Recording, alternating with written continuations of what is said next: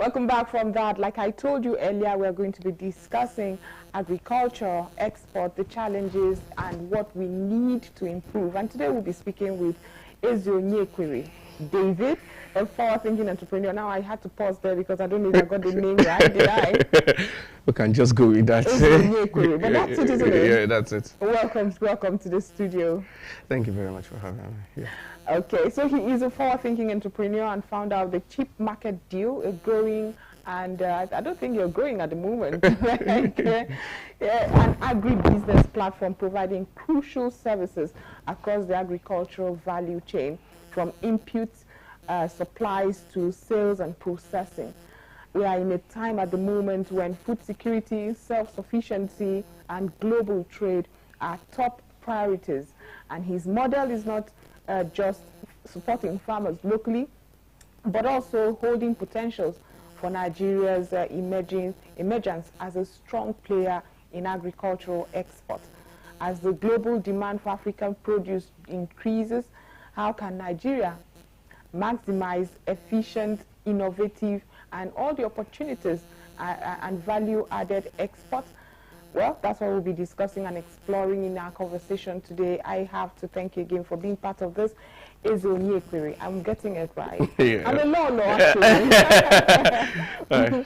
So thank you again. So my first question will be looking at the landscape, the agricultural landscape. What inspired you to start Cheap Market Deal, and how would you describe its core services in the agricultural value chain, knowing very well that agriculture has been for a while now the sector young people don't want to dabble in. So why did you decide to go in there? Very simple. I grew up in a community where I keep telling people I grew up like in a background where I experienced hunger as a child, and so what really pushed me to do it was I didn't want any other person to experience hunger. And I watched some of people, and there's a statement that says, he that controls your stomach controls you. Oh, yeah. And so growing up with farmers, I understood power at a very young age. So basically, a farmer is a powerful person. I give you an instance. There was a time Farmers Union went on strike. The governor came by himself into the bush to talk to us. Absolutely. So then the then governor came to the bush to talk to us. He must not be hungry. Because it will affect everyone. Yes, so with his escort and everything, he came to the bush then to talk to us. There's a time again, they've been robbing, kidnapping in that area. Then one day it happens in our own community. The maize price went off. The senator came and was talking to us in Kaduna then. So many years ago he came. I was a small boy, I saw them. So yeah, that's what really pushed me into it, to do this thing and ensure food security for everyone. Then it wasn't really about food security. I didn't understand it as food security then. It was overline, I understood it as food security. What do we do at Cheap Market Deal? Basically, everything about agriculture. Over the years, we've pivoted or we've moved from one phase to another. When we started with input supply. We are selling fertilizers then because a lot of farmers couldn't get access to fertilizers. We provide funding for fertilizers. From there, we started with training and a whole lot of things. And now we are moving into processing. We are processing. We have a facility in Delta State. Don't ask me why I chose Delta State. I know that's what they yeah, everybody kept asking, why did you choose Delta State? Then two, we have another one we are trying to set up. We had one we are trying to wear, set up in Jos. Don't ask me why we abandoned it. The Maiduguri and Abuja, but Delta is fully operational now, and this is just what we are doing, and gradually we are looking at moving into a lot of things now. Wow, that's very exciting, the work that you do around agriculture. But is there a reason why you're avoiding the question Delta State? Because it piqued my interest. Of all the states in the world, I would say maybe, well, let me not start picking states here. But however, why Delta State? If you want me to answer, I'm not a politician, so I'm a farmer. I'm going to answer you directly. I'm not going to answer you politically. No, I appreciate that. The reality is you do business where you have political leverage. Okay. And looking at factors. Ideally, it could have been Borno State, Plateau State, or even FCT. In fact, we started with FCT. We wanted where it was in December. We said we're not going to set up in FCT. We moved to Delta. The reason is there are a lot of, when you study a lot of things, and as of then, Delta was the most safest at that point in terms of in Delta, I could move by 1 a.m., particularly in Asaba, if not just recent pocket of cold killings here and there. And so those were factors we looked at. Then to the raw materials again, you are going to process. So most times when people look at agriculture, they always look at only the north. They forget that there are things from the south. So we are trying to set up 2 factories. One processing things from the north, and the other one processing things from the south. And so Asaba is central to every of these southeastern states. If you are not looking at Delta, you are looking at Aba. And so looking at the cost of production and looking at Delta, we already had facilities in Delta. That's another thing again. You understand? That's why we just went with Delta. You understand? Okay. Cost of setup, Delta was cheaper for us at that point. Not the north was you buy property. I mean, you're more political than you give yourself credit for. But let's get into the export deal. I mean, there's no need going into the benefits of exporting, especially for our economy, for the GDP, and how to strengthen what we need to do to strengthen our currency. Now, Nigeria has a huge agricultural potential, but we still lag behind when it comes to export volume and quantity. So what are the barriers that people like you in agribusiness face in exporting? There are 2 just major factors that we face. Just 2? 2 major factors. I can summarize both of them into 2 major factors. Okay. We have the problem of infrastructure. Then we have the problem of knowledge. The thing is, if you compare Nigeria and East Africa has been able to break the problem of knowledge. You understand? To an extent, infrastructure. I give an example, Kenya and Rwanda. I know some guys that export live flowers from Kenya without having to do through cementers. Every Thursdays and Tuesdays. He will tell you that he does it every Thursdays. In fact, I've bought live flowers from him. He put it on KQ, Kenyan Airways. Right, and it comes here. Yeah, by 12:01, maximum 3 o'clock in the afternoon is in Nigeria, except maybe bad weather, or there was a time that the runway in Abuja was blocked. They went to Ghana, but by 6 in the evening, it was still here. So that's how seamless it is to do it. Wow. So the problem of knowledge is a lot of farmers are not informed in terms of standardization. You understand? So for you to export, it needs to be standard. There are standards you follow, global standards you follow. And so some farmers don't know. For example, when they take some agricultural products from Nigeria, take it to the lab, you see that there's high level of chemical residue, percentage of chemical residue. So those things are, you're supposed to be informed that, oh, if you're applying fertilizer on a maize farm, wait 3 weeks before you harvest. Some farmers apply fertilizer today, in a week time, for vegetables particularly, they harvest it. It's wrong. You understand? There's soil preparation. Those are informations that are not how to package for export. Some farmers don't even know how to pack their product for export. You understand? So those things are information problem. Now the part of infrastructure is seamlessness in transporting these things out of Nigeria. For example, if a farmer in Gombe wants to send a bag of beans now to Canada, for example, there is no international airport in Gombe or in Northeast yet that can go to Canada. The ones we have that go, the ones is maybe Adamawa, the one in Adamawa that goes to Saudi Arabia and Middle East, and others, more maybe Egypt and the rest. The one in Borno they are building currently. But aside from that, there is no major international airport. Everything must either go through Kano, Abuja, Lagos, Enugu. These 4 airports, or Port Harcourt, these 5 airports. And so these things are putting a lot of stress on the infrastructure. If have you ever been to the cargo wing of an airport, you see that there are a lot of cargoes that they are trying to move. And before you know, maybe you're sending flowers. Before it gets to the guy in London, because of the way they they've handled it. You understand? So sometimes there's excessive luggage. You know how many times that sometimes we want to send something from Jos here to Lagos, they'll cancel the flight because there's excessive luggage. So you see that there's lack of infrastructures to even seamlessly handle this thing. The trains are not working, so it even discourages. And that's why you see private sector players that are in the export business, they charge an arm and a leg to do these things, provide this service, because there's lack of infrastructures to move this thing. And that's something things are limited. That, oh, we cannot move certain perishables for you. You have to probably do this thing before we can move it for you. You understand? So that's just the major problem we are having. Infrastructure and knowledge. If these both things are fixed together, you can just classify them, then every other thing is seamless for everybody. Wow, that's very sad. Have you wondered why the private sector has not come in here to bridge this gap that you just mentioned? Is it Is it expensive? Is there environmental or business environment? That's what I mean. Challenges or regulatory challenges, because we see the private sector coming in oil and gas, for instance. So money is not the problem in Nigeria. I do not believe that people do not have money. People have a lot of money. But why have we not seen private sector say, you know what, there's too much cargo, let's bridge that gap? So the thing is, right, it's not there are no private sector players. There are, but it's not, see, let's not sound political here. They are not, they are, but it's only for a limited, like there's only to a limit private sector players can do. For example, they export sesame from Nigeria. Right. They export hibiscus from Nigeria. They export groundnut, they export maize from Nigeria and other agricultural commodities. But the thing again is, for you to do that, you have to look at volume of trade coming from. There are a lot of factors that why private sector will not play very well in that area. For example, now it boils down to infrastructure.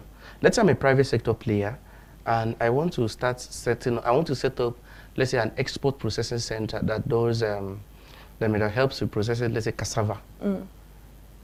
The maximum I can set up collection point is in probably parts of Taraba, Nasarawa, FCT, Kogi, and this. I won't get set up in Gombe.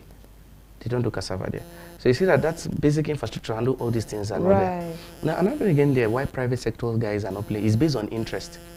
A lot of them are setting up maybe to take cocoa, southwest, to take rubber, south, to take maybe a lot of things, maize, northwest. So cashew, southwest, part of north central, you understand? So, but someone to come and set up infrastructure to export flour, rose. You can't tell a private individual where to invest his money in. It's his money. That's true. It's the government that will invest there. It's not the private individual. So it still boils down largely to the government to... You see, when you go towards Kuala now, because we're in the FCT, you see a lot of trailers. Those guys spend maybe 3 days on the road before they get to Lagos, or 4 days before they get to the Apapa Seaport, where they offload these things to the Chinese or the Indian or whoever is buying. You understand? Roads will not stay for that long in those conditions as well. It's not. But if you have to prioritize, like for people who are listening to you and saying, "Oh, we would like to get into this business. How can we do that?"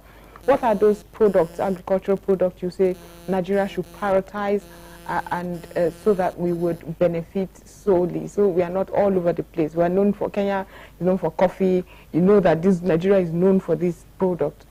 Okay, so I will have to differ with you there, because I don't believe in doing one thing. Okay. I believe there's money in everything.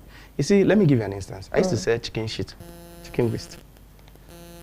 Chicken cow, poultry waste. Right. Yes, don't polish the English. Let's chicken the English. Chicken waste, fowl shit. I used to sell it. Then I used to sell it. I would sell up to 3-5 million naira from chicken waste. That's of 3-4 years ago. You understand? So there's nothing that is. So what do? You go to poultry farms and you gather it and sell it. That's a big money.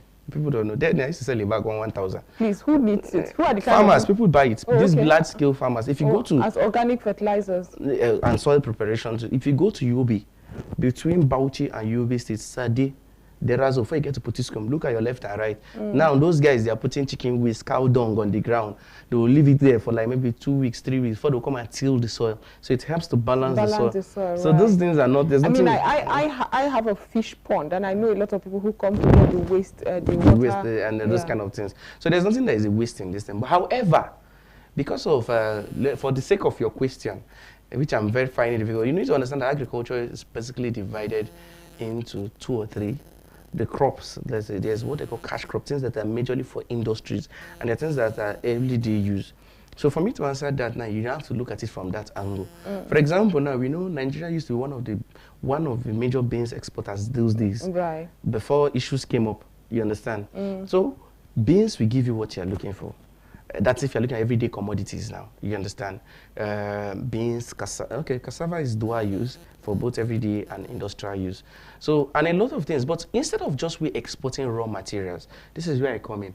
We should look at setting up processing facilities that process these raw materials, even from the primary stage to a secondary stage, then we can export byproducts. For example, let's use cassava. You know cassava could be used to make flour. feed, and ethanol from just one cassava, and a whole lot of things. I have a friend that even used cassava leaves for soup. In fact, I used to eat it self. Oh yeah, I'm from Cross River Yeah, State. I know. It's My a big people day. also. My people also. Good. So you eat see that thing like cassava now, even rice bran. You understand those kind of things. You understand those kind of things. So if we say we are not going to export, we are just going to export. You see, we are losing critical. You understand? Small. We call it small change. We will make. The main thing is cassava, but we can make small change from the stem. We can make small change from the leaves. We get hair and those back and then so those are ethanol. So that's just it. So I don't really believe in everything export. Right. Because one of the advantage of export is FX. Of course. You understand? It's not bad, but if you sell only raw material, you won't really make the much FX. Sell the finished product and make plenty of money from it. I mean, we Nigerians have trust issues when it comes to processing and patronizing our finished products. But you won't also blame them, because we've had instances where there are quality problems, right? How can we improve that as well, so that we will get the trust of the international community? I'm talking about, we never even they chop our own. If you go to Nigerians in stores these days, you see us gravitating towards foreign products. And if you ask any Nigerian, without thought, he will tell you, I can be assured of the quality.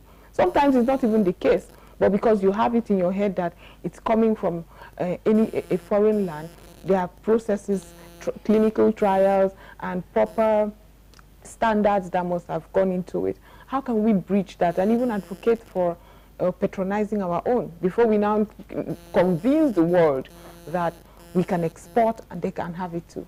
So to solve that problem, it's a two-edged sword. Largely the side of the government and the side of the private institution. How do I explain it to you? The government has to be firm. So there's a lot of, I don't want to. Don't sound political. Yeah, there's a lot of. So there's a lot of personal interest in certain enforcement. So how do I put it now? If a government should come up now and say, every poultry feed or broiler that does not meet so and so, one will wake up and say, he's killing off our businesses because he has a poultry farm. Do you understand? Or any egg that does not meet so and so, they'll say, he's killing off our businesses because he doesn't have. Well, health should supersede everything. So that's they need a firm leader to put his leg on ground and say, I will believe that our president is capable of doing that. But that's the first side of the government. Now the second side of the government, of the individual, is enforcement. So earlier this year, there was a trend of where people were buying, is it earlier this year or late last year, fake things, we were going to stores and the rest. Then I said something that, I don't know if it's in existence, but I said something that you as a major manufacturer, because I've also been a victim of people pirating my brand. Oh wow. So I've also been a victim. So I came up this morning, and I came up that, and I said, I was telling a friend, I told him something that, is the Manufacturers Association of Nigeria that are lagging behind. Not a standard organization of Nigeria. Not only them. See, you have to fight first before someone will help you to fight. Okay. You have an association that are manufacturers. Do you understand? Even in some countries I've been to, they have it. They bring up a certain percentage, even if it's just maybe 0.5 or 0.01% of your profit, and set up a fund. Do you understand? Now that fund will help probably a task force, do you understand? A surveillance task force that will be compensated by SON, police, and all the relevant security agencies, right? And what your job is to do is always go around inspecting facilities, always go around, because I can't set up a factory with 200 billion.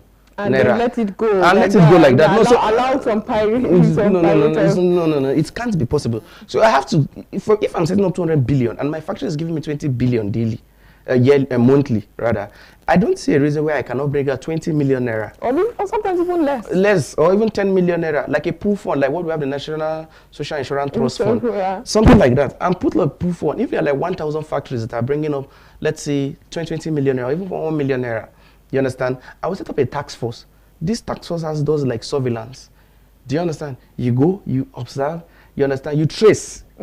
When you see a product that is not originally your own, you go from stores to stores, market unions, they do have these things. Exactly. You go there and say, okay, where did you get this thing? You have to you have to trace it. It's not all about going to arrest and snap pictures that you are doing. Intelligence. You go and see who is pirating, then trial them to the full extent of the law. That's the side of the private individual. Then too, it also comes from the consumer. We can all shout about standardization, but we all know that standardization is not cheap. Do you understand? Because that's when the consumer will tell, it's expensive, or we are suffering, we cannot buy. But you also have to fix like, okay, if you're saying standardization, because you can't, fake things are cheap. That's why they are fake. That's why they are fake. But the reality is the average Nigerian is looking at his pocket. Do I have money to buy? It's like the one, but it's not looking at the long-term effect. So we need to sensitize Nigerians and say this thing has long. Look at there's a rise in kidney failure, and that's why I give it to NAFDAC. That's why NAFDAC this year stood up and said enough is enough. Do you understand? Because a lot of adulterated drinks. How can you be the major importer of drink in Nigeria? You suffered, you went to Spain or France to get the license to import it in West Africa. And someone will sit behind a 6x6 shop and pirate it for you. In the most unhygienic environment. Are you keeping the person quiet? Do you understand what I'm saying? It's business. You have to defend your interest. Exactly. So the government, because the truth is, again, is the government is underfunded. Let's tell ourselves the truth. And understaffed. There are a lot of industries standing up.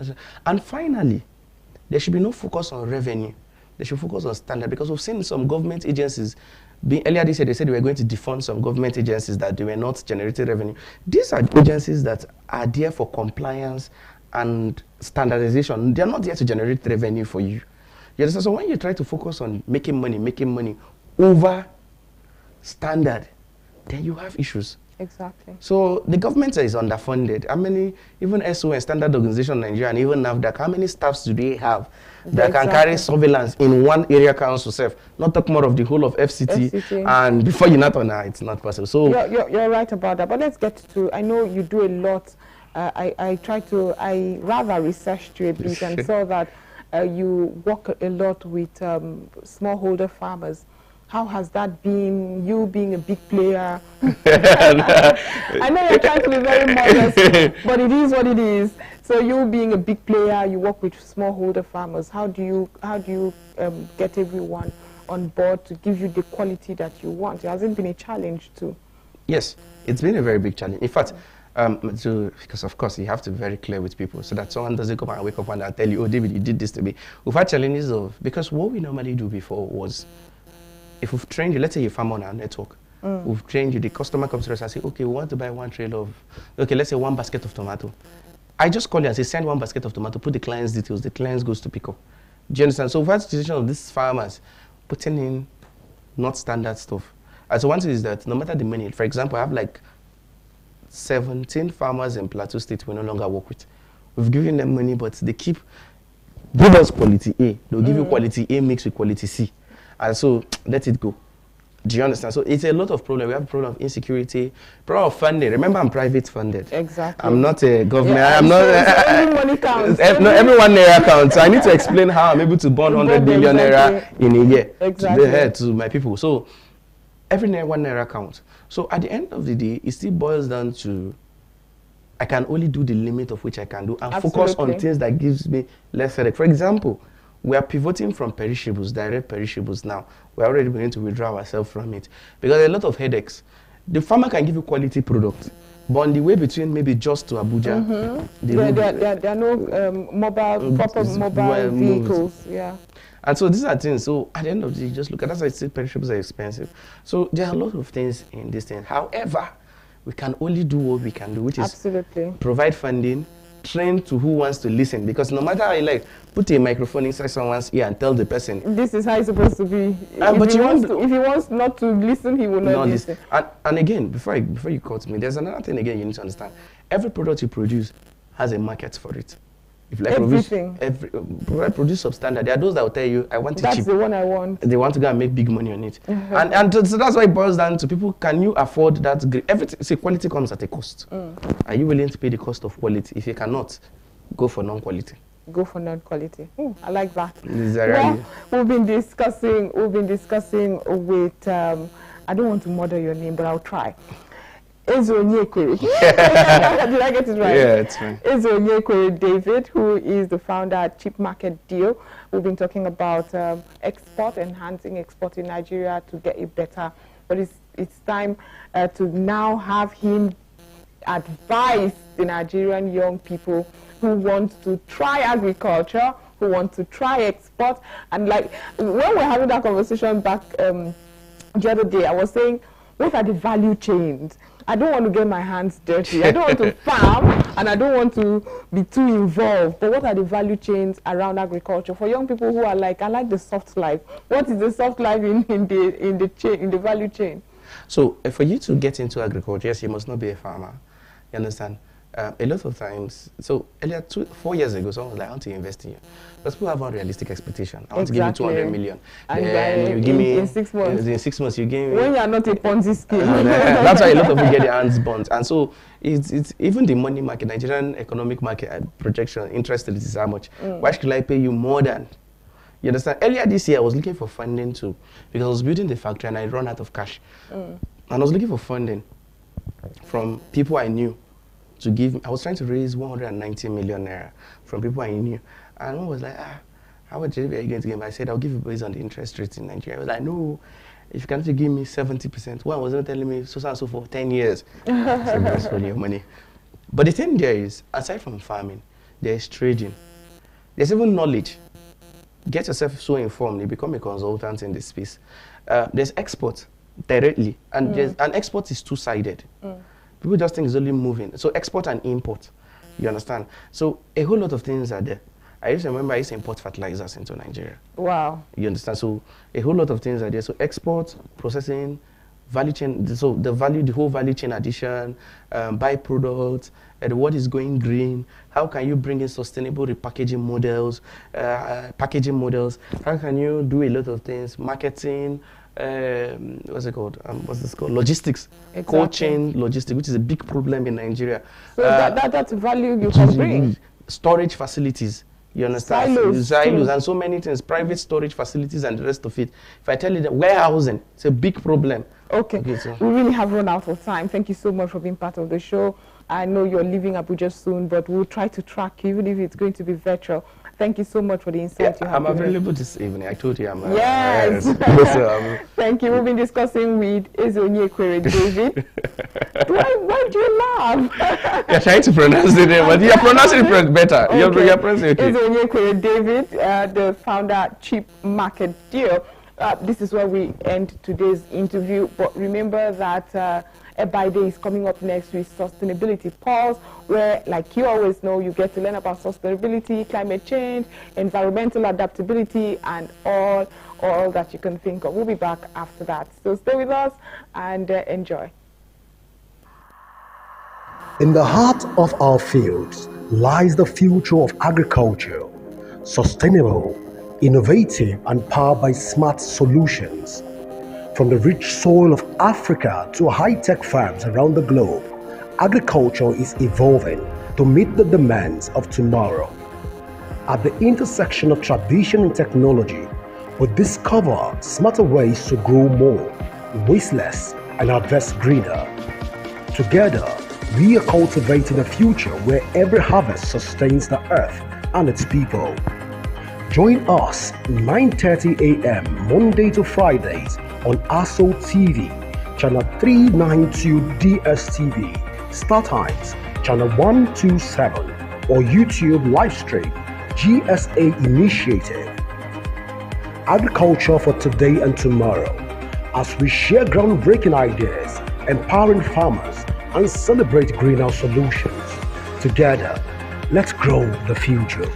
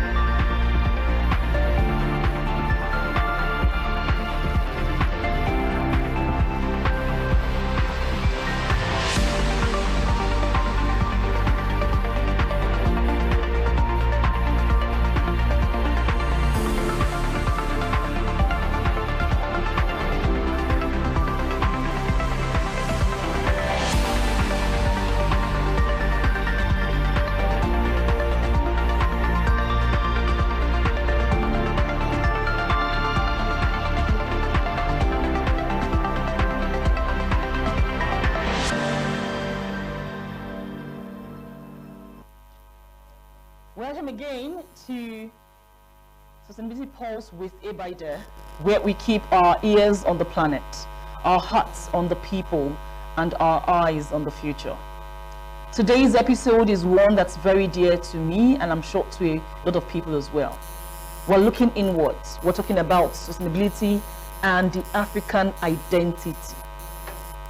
Because let's face it, when we say sustainability, the images that come to your mind are often foreign. Solar panels in Germany, vegan cafes in California, climate marches, in Paris.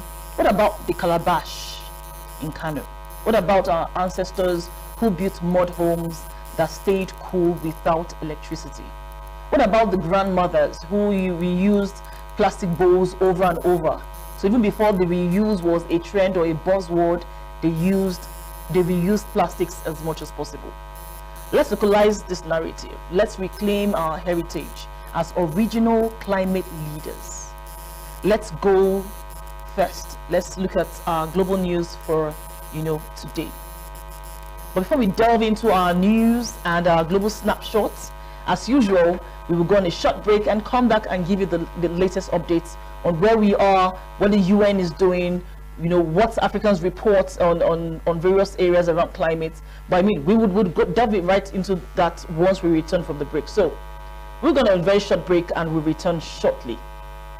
Africa stands at the front lines of the climate crisis. Over 600 million Africans still lack access to electricity. 1 in 3 face food insecurity due to climate-induced droughts and floods. By 2050, over 100 million people on the continent could be pushed into extreme poverty because of climate change. Plastic waste is piling, forests are vanishing, coastal cities are sinking. Yet, we are not powerless. Africa is also the youngest continent with 60% of its population under 25. We hold the energy, innovation, and drive to reshape the future. From solar-powered villages to bold climate tech, from green entrepreneurs to eco-warriors in slums and cities, the pulse of sustainability is rising. This is Sustainability Pulse with Ebide, the show where truth meets urgency and action meets hope. Together, we decode the data, amplify the change makers, and reclaim Africa's future one story at a time. This is not just a show, it is a movement. Welcome to the Pulse. Africa stands at the front lines of the climate crisis. Over 600 million Africans still lack access to electricity. 1 in 3 face food. Welcome back from that short break, and it is Sustainability Pulse with Abide, and we're here to give you the global updates of what has been happening. Now, last week, United Nations Environment Program released its State of the Climate in Africa report. Africa is warming faster than the global average, with temperatures rising 0.3 degrees Celsius per decade since 1991. That's higher than the global rate of 0.2 degrees Celsius per decade. Meanwhile, over 60% of Africa's population is directly dependent on land, water, and forests for their livelihood. Yet, the continent contributes less than 4% of the global emissions. This is something we talked about all the time. How can we be, the lowest emitters, lowest global emitters in terms of global emissions, and yet we suffer the most. We are greatly hit by the impact and crisis of climate change. Now, the Lagos State Waste Management Authority just launched the Blue Box Initiative. Again, it's to push household recycling in urban areas. But in contrast, rural communities in Benue, Ekiti, and parts of Enugu have been composting food waste for generations without any policy. That's the fact. The message is clear. Africa is already sustainable, but we don't always recognize it. Let's talk about our roots. Let's go back to the roots and let's see where we are. Long before climate conferences, long before carbon credits and ESG, African societies were living sustainably, not out of luxury, but out of deep respect for nature. And here are a few examples. From the Moxdome mud houses in Cameroon to the Zanki homes in northern Nigeria, African architecture used local, breathable, low-impact materials without electricity or cement. Fact. And these homes stayed warm in cold seasons and cool in the heat. Now, architects in Europe call it bioclimatic architecture. Well, hey, we've been doing that. We've been doing that from the days of our forefathers. We built our homes with mods. We didn't have to have electricity to, to stay cool. No, we had these things. Right here in Africa, we had it. In rural Ethiopia, urine diverting dry toilets were used to preserve water and enrich soil. In Nigeria, leftover food was used to feed animals or composted before it became zero waste on TikTok. Come on, do you remember when our aunties turned old wrappers into baby slings, cushions, and even curtains? Today, that's called upcycling. Our people were doing circular economy before it had a name. From millet to moringa, our indigenous crops were drought resistant and nutrient rich. Smallholder farming, rotational systems, and communal harvest practices were not just traditions, they were sustainable models. Facts. Now let's pause. Let's just pause for a minute and think. Africa is not new to sustainability. We just haven't always called it those names. And here's where the tension lies. Modernization has come, and that's not a bad thing at all. We are not against modernization.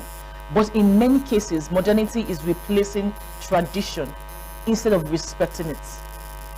Let's talk, for example, our plastic containers replaced calabashes and gourds. But now we're drowning in plastic waste. Can you beat that? You can imagine back in the days when we had our mud plates, our plates and our pots from this thing. But right now we have plastics, which are now used as preservation methods. But hey, listen. I mean, all of these things came as a result of modernization as well. Cement replaced mud. Why? But our homes now need fans and ACs, increasing carbon emissions. Imported wheat and rice replaced sorghum, fonio and millet, leaving us food insecure and soil depleted. The solution is not to reject modern tech, not at all. We're not going to do that. But to blend it with indigenous wisdom. What has worked for us? What has been here before now? Imagine a solar-powered borehole system that uses traditional water storage pots to keep water cool, or modern buildings in Abuja with clay walls for insulation, or even food delivery apps that promote local superfoods instead of imported junks. This is what true African sustainability looks like. Not a copy-paste of the West, but a fusion of modern science and cultural intelligence. Let's be real. Africa is often seen as a victim of climate change. And yes, we are vulnerable, but we are also solution bearers. And if we begin to value and document our indigenous practices, we will shape global sustainability conversations, not just to react to them. Kenya's Green Belt movement, started by Wangari Maathai, was one of the first community-based reforestation models in the world. In Ghana, eco-villages based on traditional land practices are now studied by United Nations Habitats. In Senegal, farmers are reviving traditional agroforestry, planting trees on farmland to reduce biodiversity. It not be today, let's just face it, it's not today. It's not today, no, we didn't just start it today. But it's time to see ourselves as climate pioneers, not perpetual aid recipients. No, as pioneers of climate itself. You listening to me today, yes, you have a heritage that is already green. Reclaim it, revive it, reinvent it. We're going to short break and we're back shortly. Stay with us, it's Sustainability Pulse, but we're back shortly, to continue this conversation.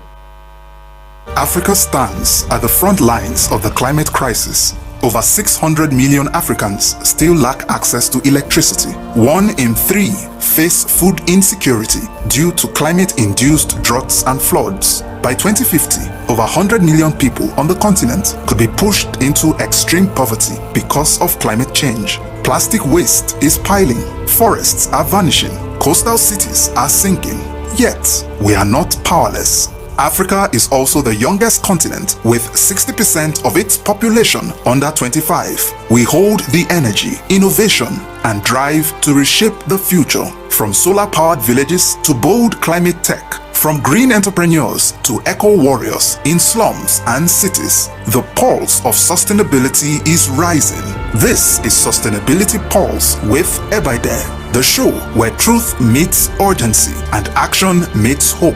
Together, we decode the data, amplify the change makers, and reclaim Africa's future one story at a time. This is not just a show, it is a movement. Welcome to the Pulse.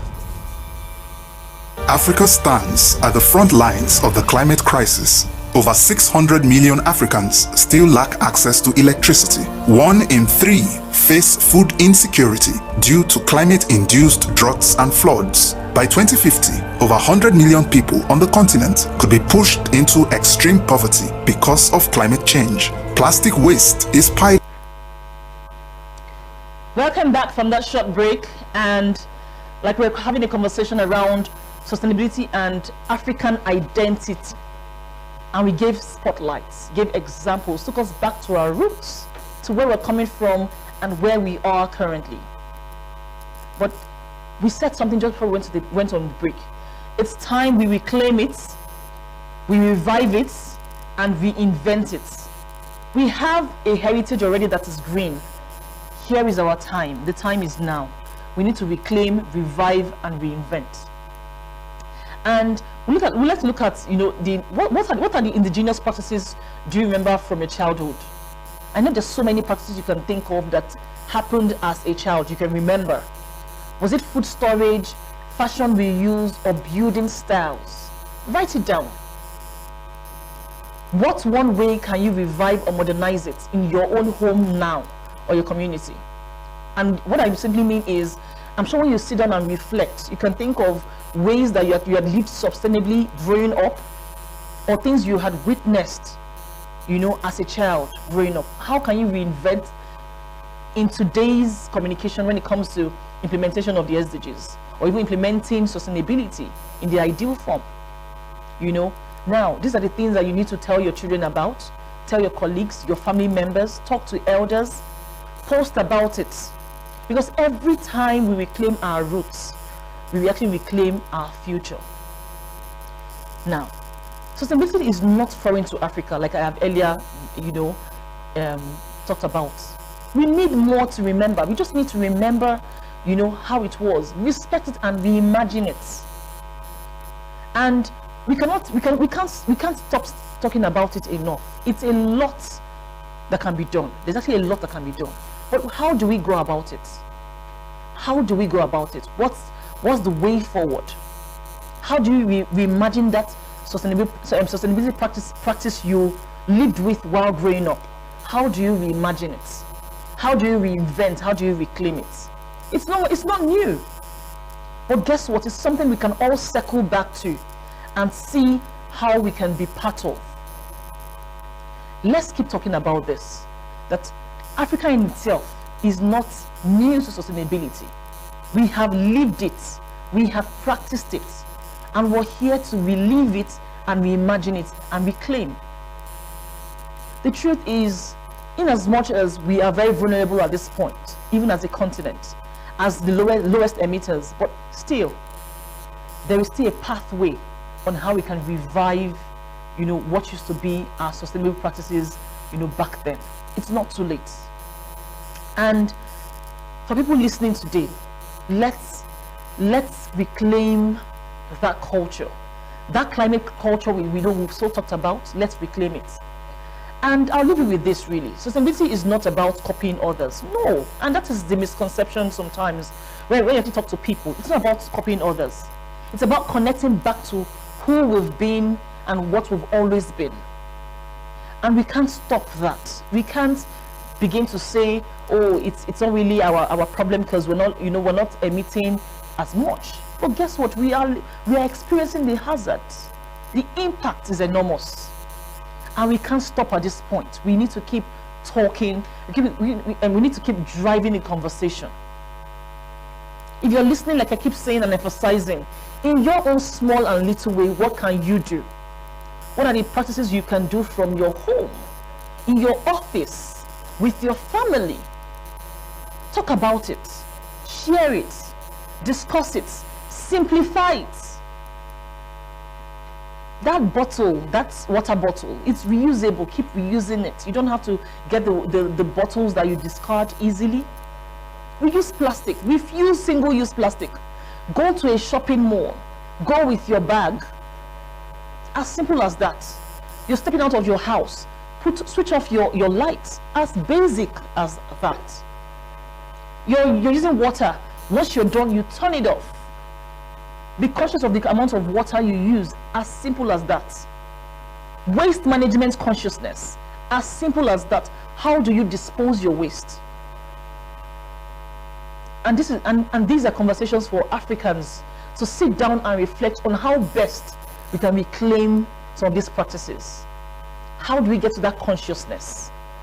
How do we get ourselves to that level where we say, of course, even though we are suffering the most, but still we are able to give value in reclaiming who we are. We're able to drive this whole conversation around sustainability and live it and practice it consciously. So, I really want to enjoin you all to keep listening to us, keep watching us on the polls. This is where you get your bold truths, your hard truths, your simplification when it comes to understanding sustainability. You get it here on this platform. Like I keep saying as well, join a movement. This is not just a show. This is not just a program. It's not just a morning tease. It is a movement. Join the movement. Volunteer. So many things you can do. And until next time, I enjoin you all to live consciously. Honor your heritage. Because at the end of the day, this is all we have. This is all we have, and we cannot stop at this. So as always, as this episode ends, do not forget that consciousness can make that shift. And we all have to come together to ensure that the work we do, our actions and inactions reflect that sustainable living. And that's the only way we can actually make a shift. So until next time, make your efforts, make the shifts, drive the conversations in your groups, encourage yourselves, be in your actions and inactions, reclaim it, revive it. I recall there was one time we had our grandmother who used to stay with us. A lot of us had that kind of experience, and she would always, emphasize on, reusing our plates.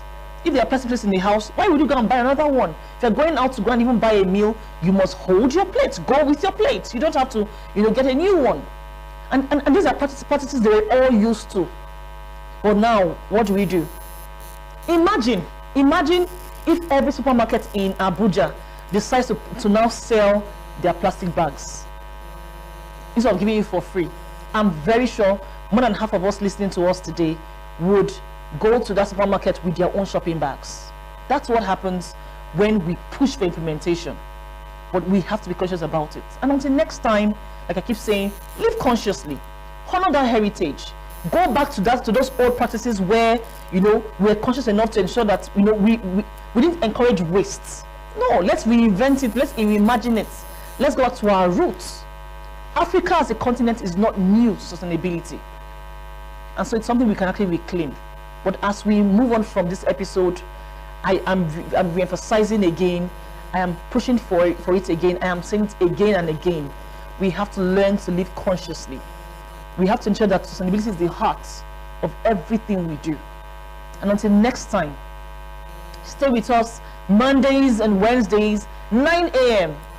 on this your preferred channel 329 on DSTV, Aso TV, and join us in pushing this movement to seeing a greener, cooler, and better world for all. And until next time, I remain Abaide, your pulse checker, the host of Sustainability Pulse with Abaide. Until next time, have a good morning and blessed week, sustainably.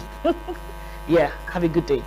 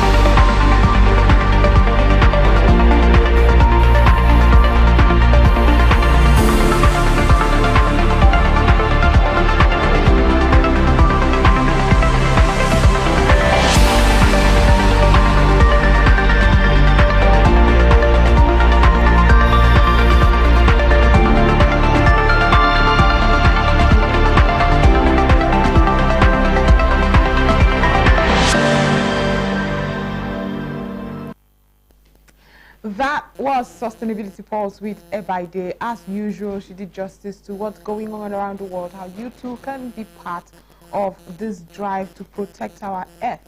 Because, I mean, where would we be? We watch sometimes in other climes where when the earth quakes, when waters go, when we have waters that have earthquakes or tsunamis and all of that.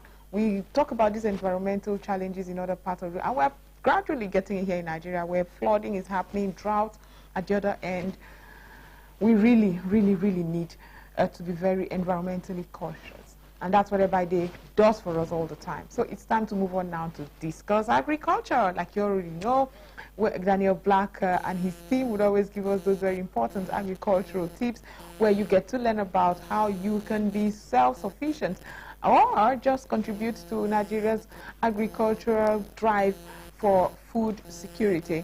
Daniel Black and his team has it next with Agriculture for Today and Tomorrow. In the heart of our fields lies the future of agriculture, sustainable, innovative, and powered by smart solutions.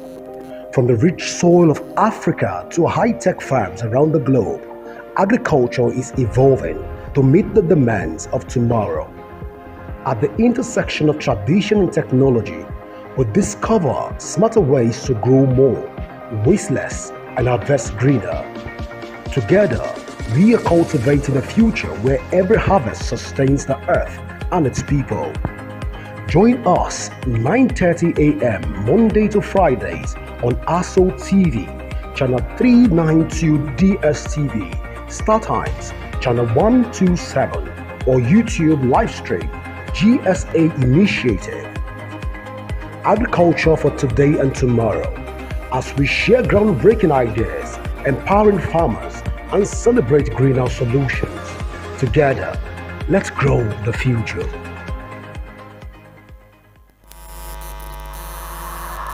In the heart of our fields lies the future of agriculture, sustainable, innovative, and powered by smart solutions.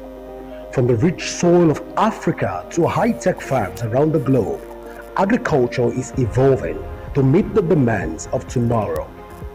At the intersection of tradition and technology, we discover smarter ways to grow more, waste less, and harvest greener. Together, we are cultivating a future where every harvest sustains the earth and its people. Join us 9:30 a.m. Monday to Fridays on Aso TV, channel 392 DSTV, Star Times, channel 127, or YouTube livestream, GSA Initiative. Agriculture for Today and Tomorrow, as we share groundbreaking ideas, empowering farmers, and celebrate greener solutions. Together, let's grow the future. Hello and welcome to today's episode of Agriculture for Today and Tomorrow. Here we promote smart solutions for greener harvest. I am Daniel Black, your host, And remember, this is a Media for Agricultural Development project of GSAI, that's Growth for Sustainable Agriculture Initiative. That's an NGO that supports African farmers to adopt sustainable practices. Today we will be having a very, very interesting topic. There's so much clamor, there's so much crave for agriculture. Everybody's saying food, let's go into agriculture.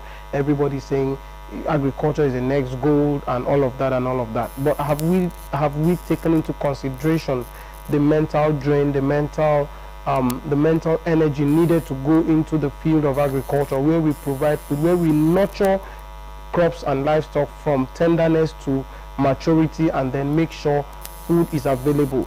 As a farmer, when you sit and see how expensive food commodity has become, how do you feel? Let us find out if there is any correlation between the crisis going on in the agricultural space and the farmers producing the food. And we have an expert in the house to have that conversation with, having discussion, having understanding of how all these crises, how the challenges in the agricultural space actually it affects the farmer. Today to discuss this topic with us is Lucy E. Abeng. She is the founder and executive director, Mental Health for Youth Initiative. Lucy, welcome to the show. Thank you. Thank you for having me. Lucy, for how long have I been trying to drag you on this show? For the longest. You wanted me to break down in mental health before you finally come. No. But my God has shamed you. Thank you. Viewers, meet Lucy Abeng, the founder and executive director of Mental Health for Youth Initiative. And today we'll be discussing confronting mental health crisis among youth in agriculture. And the question is there a mental health crisis among youth in agriculture? Would you like to know? What after the short break, and we'll get more details about that. Let's go for a break.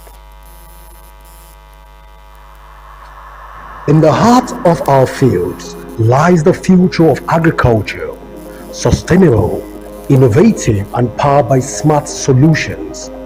From the rich soil of Africa to high-tech farms around the globe, agriculture is evolving to meet the demands of tomorrow. At the intersection of tradition and technology, we discover smarter ways to grow more, waste less, and harvest greener. Together, we are cultivating a future where every harvest sustains the earth and its people.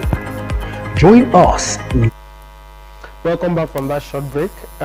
This is Agriculture for Today and Tomorrow, and we'll be discussing with Lucy Abeng, confronting the mental health crisis among youth in agriculture. Is there a mental health crisis? Lucy, please, is there a mental health crisis? Okay. First, thank you for having me here. It's an honor to be on your show. When we say mental health, most people just, shy away from it. Every human being, so when you have your physical health, there's also the aspect of the mental health, which is basically your thoughts, how you think, your emotions, how you process things and all. So that's basically where your mental health is. And then there can be mental health issues arising from anything you do. As a student, stress can cause you mental stress. As a farmer, that is what we're talking about today, very special. And here we are talking about the crisis of mental health among youth in agriculture. So as a farmer, let's use young, or the first issue here is, let's use the young people first. Most times when you think of agriculture, they're like, oh, it's usually they would rather be in rural areas for agriculture. And maybe the average young person would want to go to a city, or, not be in the rural area. So first, them having to go back to the village, or like the migrate back to the rural setting. So there's that whole stigma of, oh, you're not doing clean work. All those things really discourage people. So first of all, when you're even going there to farm, the first issue is, do I even have the money for it? And then say you have the money, with the insecurity that's happening, there are farmers who, I can farm today, by harvest, what value is my product? So there's that issue of uncertainty. We had a guest here that talked about how he started with 20 bets and lost 13 out of 20. Oh my So goodness. yes, I'm just buttressing your point. Yeah, so with price of feeds and everything going up every day, you keep putting in so much. So you see there's a lot of stress financially that goes into that. Of course. And the fact that you're uncertain, my investment, will it yield the returns that I want that to happen? And then there's also now the case of insecurity. Of course, yeah. Because you see, that's part of one of the reasons why the price of food is going up, because farmers cannot go to the farms and get as much as they usually There are lesser would. people farming. Exactly. So all of these things have a toll on your mental health. How? Now, someone who has invested their last 1 million into poultry, Or borrowed 1 million. borrowed 1 million. So let's use poultry, Yes. catfish. I don't know why people like livestock more than crops. But anyway, go ahead. When I say you people, I mean most of my guests prefer to use livestock examples. Well, you probably get more lost, I think, from livestock more than. Don't let the crop farmers catch you. But anyway, by all means, go ahead. Using catfish, for example, you invest 1 million into catfish, and one little thing happens and you lose everything, thousands. Yeah. How would you feel? Please do not ask me to imagine that.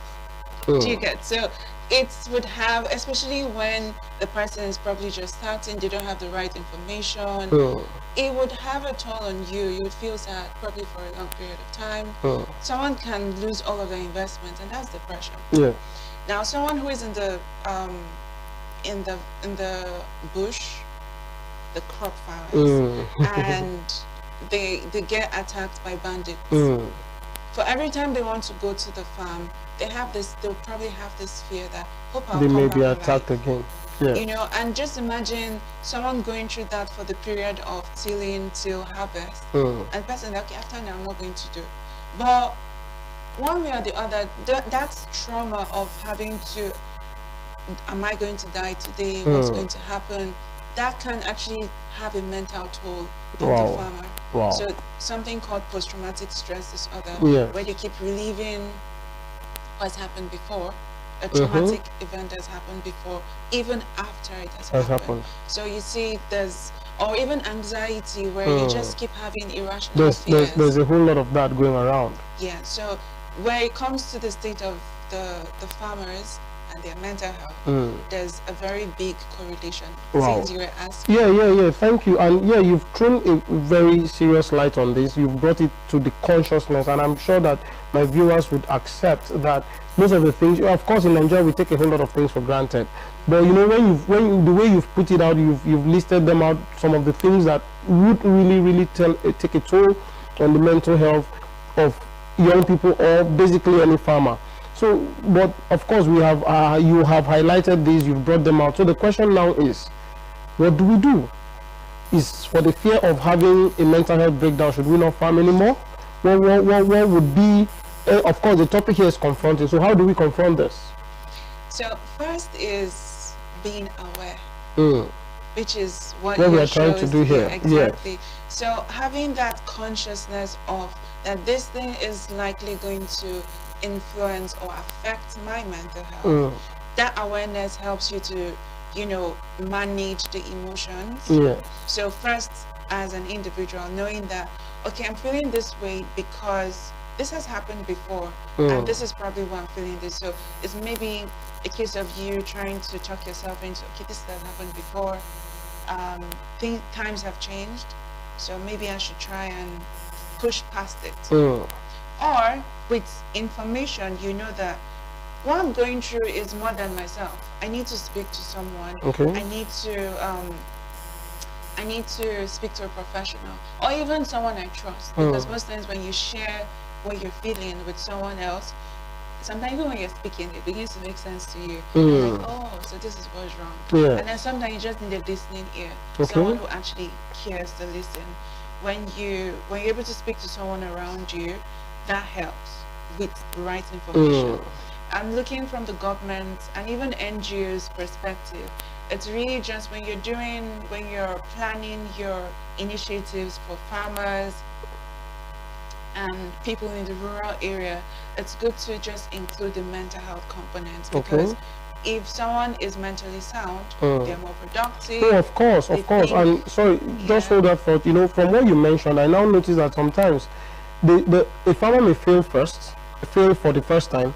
Most times, in fact, from your analysis, the second failure may be largely due to anxiety, largely due to mental health. Exactly. Because he probably has not dealt through the trauma. He's so scared, and we know when you're scared of something, there's a high tendency for you to even fall into that thing again. So yeah, so I'm seeing a whole lot of intervention units from what you're elucidating.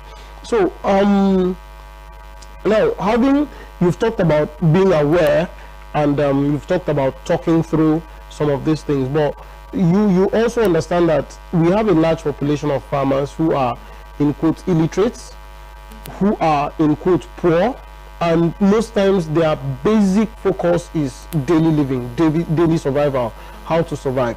Now, in simple terms, or in a simple format, how can these farmers who wake up in the morning, they cannot help but think, how do we feed? How can these farmers, without being too complex, be mindful of their mental health? Information. Yeah. Okay. So if you don't know something, if you're not aware of something, like what I had said earlier, when you don't, because most times you have some feelings and maybe you're just constantly sad, and you don't even, you just, is a new thing, you can't even speak to anyone around you because they don't understand. They just tell you, snap out of it or something. Or maybe someone doesn't understand that you can't follow a particular path to the farm. They just feel like you're just, and then in some cases they'll say, be a man, not knowing that there's something bigger you're fighting in your head. So having the right information actually helps, because when you have the right information, your brain's able to process thoughts better, to be like, oh, I've lost today, or I need to keep pushing, or right now it's not the very best, but I'll keep pushing, and hopefully things will get better. Thank you so much, Lucia, being founder and executive director of Mental Health for Youth Initiative. But it would be so bad if we leave without even understanding or knowing a little about MHYI, the organization with which you represent. So in very short terms, could you tell us what MHYI do? And let me put you on the spot, if you have had any interventions for farmers. Okay. Yes, please. All right. So Mental Health for Youth Initiative is a non-profit aimed at changing the narrative of mental health in Nigeria, especially for the young people. So if you notice in my conversations, I was tilting more towards the young people. I wonder the fate of the old people. Well, it's don't worry about that. Yeah, everyone is captured, but the primary focus is the future of the country. Exactly. Yes. Okay, wow. And I must say congrats on the recent launch of your book. Would you want to tell us a little about that? Oh yeah, so we launched a mental health guide for young people. Yes, a mental health guide. With the Federal Ministry of Youth. We hope the plan is to distribute it to every young person in Nigeria. We'll also pay very good attention to the farmers. Please, by all means, yes. You have highlighted this, and I think it's a pain point that we need to begin to look at. Because the more, at GSAI, our mantra is Africa does not need more farmers, we need better farmers. And I think mental health is key to having better farmers in Africa. I hope someone has learned something today. I hope you have picked out something. You have understood the reason for that your failure, or the reason for that your constant sadness and feeling of being maybe discouragement and all of that. You probably may be in a mental health crisis, and you really need to look at it. You really need to begin to confront it headlong. That is all we'll be taking on agriculture for today and tomorrow. You can follow us on social media. We will make a post about this. If you know of other mental health challenges, examples of mental health challenges, or scenarios that farmers have gone through, please drop them in the comment section, and we will continue to interact more. And I'm very certain that after now, we will have a conversation with the Mental Health for Youth Initiative people, and we should be able to come up with an intervention for farmers. Of course, they're already federal now, so we of course will be able to reach farmers across the nation. Thank you so much for viewing today's episode. Remember, I am Daniel Black, and here we promote smart solutions for greener harvest. See you in the next episode. In the heart of our fields lies the future of agriculture, sustainable, innovative, and powered by smart solutions. From the rich soil of Africa to high-tech farms around the globe, agriculture is evolving to meet the demands of tomorrow. At the intersection of tradition and technology, we discover